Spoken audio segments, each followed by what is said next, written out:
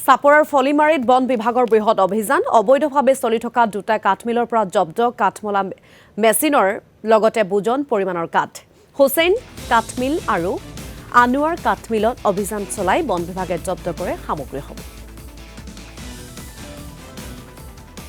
আজি আমি এটা বিশেষ সূত্ৰই জনোৱা মতে দুটা টিম্বাৰ সমিলত আমি আজি অভিযান চলাইছিলোঁ। তাত মানে আমি তাতে যোনটো কাঠ পাইছিলোঁ সেইখিনি আমি উঠাই লৈ আহিছিলোঁ আৰু যোনখিনি আমি কাঠখিনি আমি উঠাব পৰা নাই আৰু সেইখিনি আমি তাতে জিম্মাত দি থৈ আহিছোঁ। কোনখিনি চলাইছিলে বাইদেউ?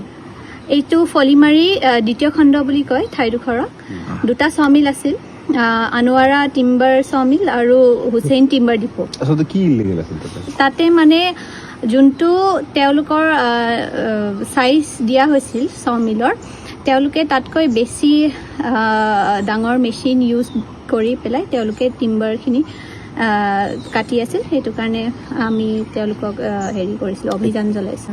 এই যে মিল দুটা আছে যি অনিয়ম কৰি আছিল, তেওঁলোকৰ বিভাগীয় কৰ্তৃপক্ষই কিবা ব্যৱস্থা ল'বনে? হয়, আমি যি আমাৰ যোনটো এজ পাৰ ল আমি তেওঁলোকৰ ওপৰত বিশেষ ব্যৱস্থা ল'ম আৰু ইনভেষ্টিগেশ্যন চলি থাকিব। সেইখিনি সময়ত বাইদেউ কি জব্দ কৰিলে?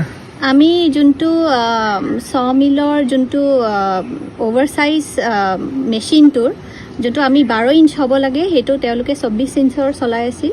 তো সেইটো তাৰ মেচিনটোৰ আমি চকাটো জব্দ কৰি আনিছোঁ। তাৰ লগতে আমি যোনখিনি আমি কাঠ পাইছোঁ সেইখিনিও আমি লৈ আহিছোঁ আৰু বাকী যোনখিনি আমি যিহেতু ঠাইৰ অকণমান প্ৰব্লেম হৈ আছে, তো সেইটো কাৰণে আমি গোটেইখিনি লৈ আহিব পৰা নাই, সেইখিনি বাকীখিনি আমি জিম্মাত দি থৈ আহিছোঁ।